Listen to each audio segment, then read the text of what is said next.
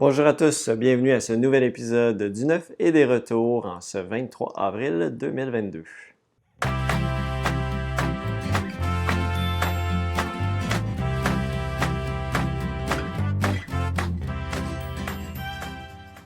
Avant de débuter avec les nouveautés et les retours, je vais vous parler de la promotion cette semaine qui est le Pioche ton rabais. Donc, si vous venez en boutique, tout simplement, à la caisse, j'ai un petit paquet de cartes qui a des rabais de 5 à 25%. Donc, vous arrivez à la caisse, on prend un rabais et hop, ça nous donne, par exemple ici, 5% de rabais. Donc, aussi simple que ça vous donne un petit bonus de rabais à la caisse avec Pioche ton rabais. Vous pouvez couper le paquet si vous voulez. Hop, moi je veux celle quartier.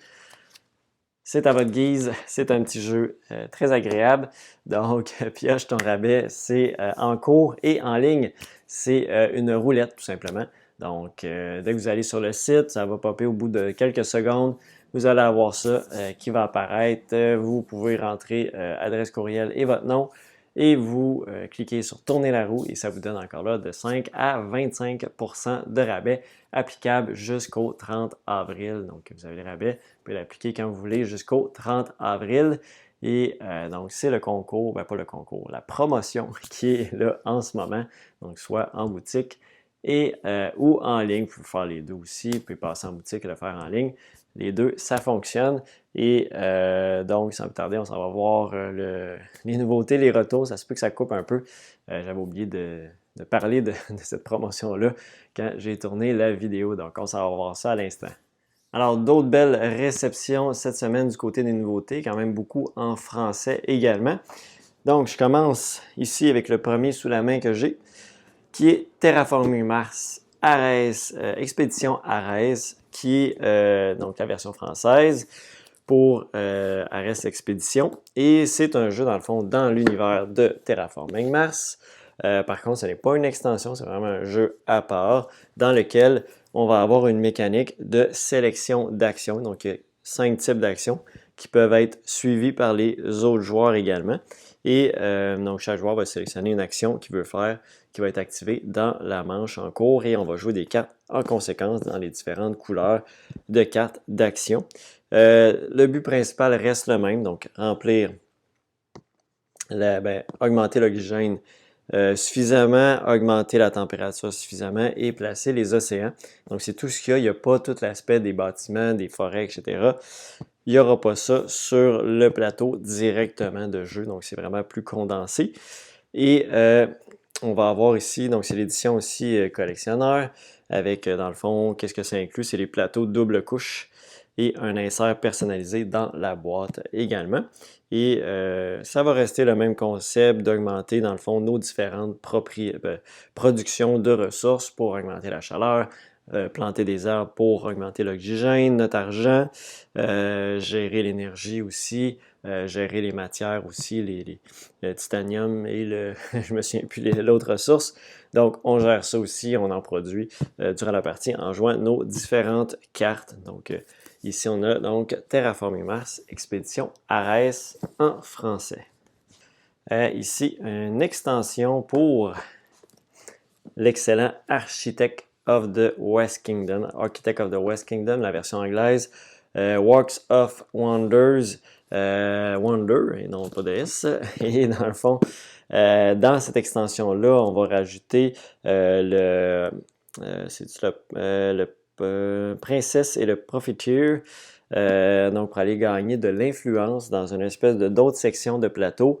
Il va y avoir des merveilles aussi à construire qui, elles, vont nous apporter des bonus où on va les construire durant la partie. Donc, c'est comme notre bâtiment qui nous fait générer plus d'éléments, plus de vertus aussi. Et il y a aussi, ça ressemble pas mal à ça, donc on peut contribuer à différentes ressources pour lorsqu'on va voir la princesse et ça va diminuer le coût des merveilles. Donc, ça diminue le coût pour tout le monde. Donc, un aspect un peu de faire attention à si d'autres joueurs sont plus concentrés sur tel type de ressources, bien, ça va les aider à construire la merveille en premier. Donc, il y a tout cet aspect-là qui est très intéressant. Ça rajoute aussi Ça rajoute aussi, en fait, ouais, c'est l'influence en fait qui est rajoutée qui permet aussi d'en dépenser, si ma mémoire est bonne, pour différentes ressources, ce qui peut être intéressant.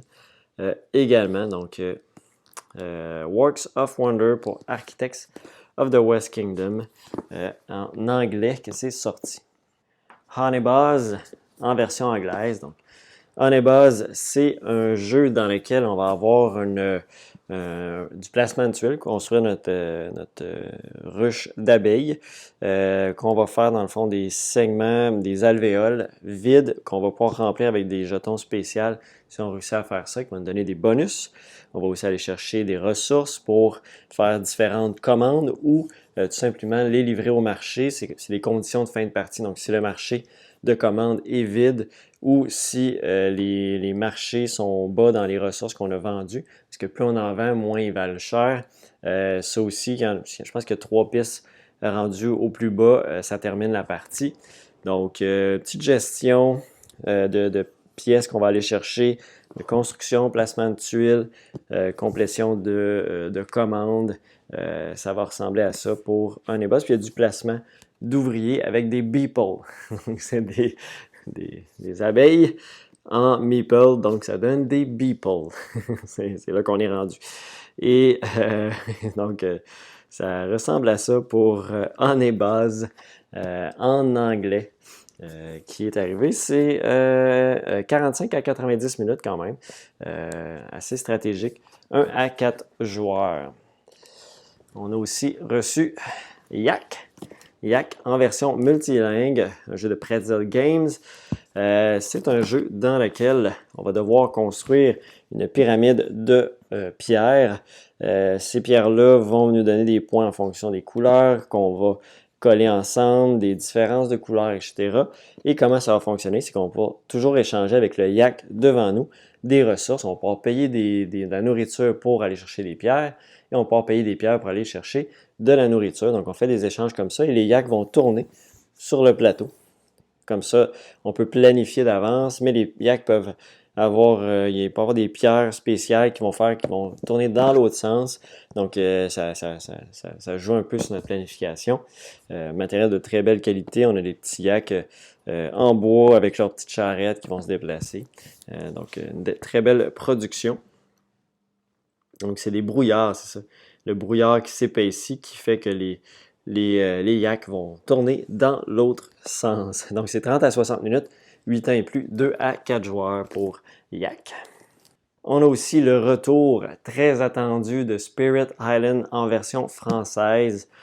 Spirit Island, c'est un jeu dans lequel on va incarner des esprits qui tentent de repousser les envahisseurs qui arrivent sur l'île. Donc, c'est un jeu très complexe. C'est un jeu très complexe à gérer les personnages qui vont se jouer avec des cartes et on va augmenter leurs attributs au courant de la partie. Il y a un aspect contrôle de territoire sur le plateau avec nos personnages. C'est un jeu coopératif, donc d'où le guillemet de mes contrôles de territoire en fait, où on va mettre nos contrôles, c'est là qu'on va pouvoir agir sur le plateau pour repousser les différents envahisseurs. Donc toutes sortes d'esprits, il y a 8 fiches esprits dans cette boîte-là. La boîte de base avec, de mémoire, il y a quand même plusieurs scénarios, il y a 4 fiches de scénarios. Donc, amplement déjà d'ouvrages, juste contrôler les esprits sont tous différents de la façon qu'ils fonctionnent. C'est 90 à 120 minutes par partie, 1 à 4 joueurs, 14 ans et plus. Donc, c'est de retour en stock, la version française de Spirit Island. Ça part quand même très vite. Il m'en reste quelques... pas beaucoup de copies. C'était la sortie cette semaine aussi de Massive Darkness Hellscape. Donc, c'est le 2. Massive Darkness 2. C'est une exploration de donjons avec une campagne épique qu'on nous annonce. Ici, c'est la boîte de base. Il y a beaucoup d'autres boîtes qui viennent à part justement pour faire cette campagne épique. En magasin, j'ai seulement la boîte de base. Par contre, si vous êtes intéressé, je peux voir si c'est encore disponible chez mon fournisseur pour avoir le reste du contenu pour Massive Darkness. C'est la version anglaise que j'ai ici. La version française, je ne l'ai pas encore. Elle n'était pas encore disponible. C'est un jeu de 1 à 6 joueurs. Pour des joueurs âgés de 14 ans et plus, environ 120 minutes par scénario. beaucoup de figurines. On va aller chercher des items pour augmenter nos différents héros pour passer au travers des différents donjons. On va pouvoir user aussi de tout l'ombrage sur le plateau dans les différentes zones pour attaquer judicieusement les différents ennemis et passer au travers des différents scénarios. Pour Massive Darkness, j'essaie de voir, je pense pas qu'on nous parle exactement du nombre de scénarios qu'on a dans cette première boîte de base. Non, ça ressemble à ça pour l'instant. Donc, il n'y a pas besoin, ce qu'on nous dit aussi, c'est qu'il n'y a pas besoin de Game Master. C'est vraiment le jeu contrôle ses ennemis lui-même avec des cartes faites pour ça. Et nous, on va seulement passer au travers. Donc, c'est un jeu coopératif. Donc, Massive Darkness Escape, le 2. On a également reçu Wonderland's War. Donc, Wonderland Wars, on est dans le monde justement de Wonderland, le pays des merveilles, et on va avoir des guerres entre les différents personnages. On va chacun incarner un personnage et on va se battre sur différents territoires pour les contrôler, pour faire des points. C'est un bag building, donc on va avoir des chips qu'on va aller chercher, des jetons, des jetons qu'on va aller chercher, qu'on va mettre dans un sac et il va nous permettre de faire des combats pour réussir à remporter différents éléments. Et on va avoir des combats qui vont se résoudre sur chacune des zones. On va avoir des missions aussi à faire au courant des phases de jeu qui vont nous rapporter des points également à la fin de la partie. Un jeu magnifiquement illustré et dans un monde très connu de le pays des merveilles. Donc, c'est pour 2 à 5 joueurs, c'est 25 minutes par joueur et c'est des joueurs âgés de 13 ans et plus pour Wonderland Wars. Je parlais tout à l'heure de Spirit Island. Donc ici, on a Spirit Island Terre fracturée, donc l'extension qui vient ajouter beaucoup de contenu à Spirit Island. De base, donc on vient rajouter 2 nouveaux plateaux d'îles pour jouer jusqu'à 6 joueurs. Tantôt, je parlais de 1 à 4. Celui-là ici, on va justement 1 à 6. Donc, ça permet d'ajouter 2 joueurs 90 à 180 minutes. Donc, ça rajoute du temps, bien évidemment, si on joue à plusieurs. Ça rajoute 10 nouveaux esprits. Il y a aussi un pack promo à l'intérieur avec des nouveaux esprits également. 3 nouvelles fiches scénario et plein de contenu justement pour gérer les différents personnages, les différents esprits qu'on va avoir, les différentes fonctions. Donc, ça rajoute tout ça pour Terre fracturée. Ça permet aussi de faire des espèces d'îlots. Au lieu d'avoir juste une grande île, ça fait des archipels. Donc, une toute nouvelle façon un peu de jouer à Spirit Island, donc avec Terre fracturée. Finalement, on a aussi reçu le Golem en français. Nouveau jeu de Simone Luciani. Flaminia Brassini et Virginio Gigli, les auteurs italiens très connus pour plusieurs jeux. Donc, c'est Cranio Création qui est derrière ça aussi également. C'est, et Intrafin Game pour la version française, c'est de 1 à 4 joueurs, 13 ans et plus, environ 120 minutes par partie.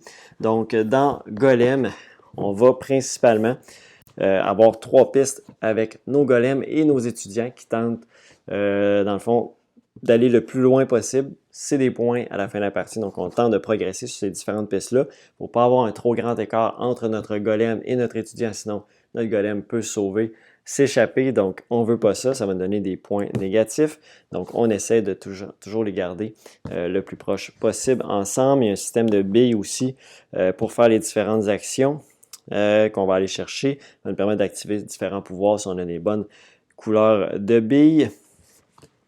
On a toute la gestion aussi sur notre plateau personnel. Ça ressemble à ça dans la générale. Jeu de gestion, monter sur des pistes, toute la sélection des actions aussi qu'on va devoir avoir à faire. Et c'est un jeu qui n'a pas beaucoup d'interaction entre les joueurs. On fait notre optimisation de notre côté pour Golem. Ici, donc, 120 minutes par partie, 1 à 4 joueurs en version française. Du côté des retours en stock un peu plus importants, on a ici Luna Capital, qu'on avait eu quelques copies avant les fêtes. Et là, j'ai eu le restant que j'avais commandé. Luna Capital, c'est un jeu ici, c'est multilingue, mais il n'y a pas de version française. Il y a version anglaise, espagnole, portugaise, catalan et italien, mais il n'y a pas de version française à l'intérieur. C'est un jeu de 2 à 4 joueurs, 30 à 60 minutes, dans lequel c'est un jeu de pose de tuiles, pose de cartes pour faire une espèce de grille en fonction de faire notre meilleure base lunaire possible. Donc, on va chercher les cartes tout le long de la partie, assembler, il faut les placer dans un ordre spécifique, un ordre croissant pour faire le meilleur pointage possible. Donc, c'est ce qu'on retrouve dans Luna Capital. Ensuite de ça, on a aussi Wingspan, version anglaise, qui est de retour. Tout simplement, je ne m'attendais pas sur Wingspan, un jeu très connu. On a encore des versions françaises si vous êtes plus à l'aise avec la version française, mais on n'en avait plus en anglais, donc c'est de retour. Wingspan, jeu de construction de tableau dans l'univers des oiseaux. Tu as des cartes uniques d'oiseaux réels américains, en fait d'Amérique du Nord.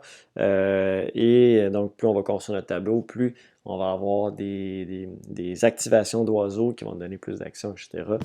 Dans la partie, on se bat pour différents objectifs, pour des points de victoire tout au long de la partie. Et finalement, retour aussi de Seven Wonders Architect en français, donc qui était juste disponible en anglais dans les derniers mois. Et là, donc la version française est de retour en stock. Donc, jeu très simple, version simplifiée, on va dire, du Seven Wonders traditionnel. On construit une merveille, chaque joueur a une merveille avec des pièces de carton qui va retourner chacun des étages à chaque fois qu'il va réussir à construire des niveaux. Premier qui complète sa merveille, ça termine la partie. Ça ne veut pas dire que si on complète notre merveille, qu'on gagne la partie. Il y a aussi des façons de faire des points avec le militaire. Donc, ça ne fait pas perdre de points aux autres joueurs, mais ça en fait gagner si on est plus fort que eux lorsqu'il y a des combats. On a des petits jetons aussi technologiques qui nous permettent d'avoir des petits pouvoirs spéciaux qui permettent d'aller plus vite dans la construction de notre merveille. Il y a des cartes bleues de points tout simplement. Il y a le petit chat qui permet d'aller voir la pioche centrale qui est toujours cachée. Sinon, on a toujours accès à nos deux pioches des joueurs à gauche et à droite. Des cartes qui sont visibles pour aller récupérer ces différentes cartes-là, tout simplement. Donc, jeu rapide, efficace, 2 à 7 joueurs, peut jouer à beaucoup de monde, 8 ans et plus, partie de 25 minutes. Donc, Seven Wonders Architect, c'est de retour en français. Et donc, ça complète les retours et nouveautés de cette semaine, la semaine du 18 au 22 avril 2022. J'espère que vous avez apprécié cette vidéo-là. Pour me le faire savoir, mettez un petit pouce vers le haut ou tout simplement commentez la vidéo. N'hésitez pas à vous abonner aussi à la chaîne si ce n'est pas encore fait pour avoir qu'est-ce qui arrive dans les prochaines semaines dès que la vidéo sort. Et sinon, tout simplement, on va se revoir la semaine prochaine pour une autre vidéo du neuf et des retours. Merci encore. Bye bye.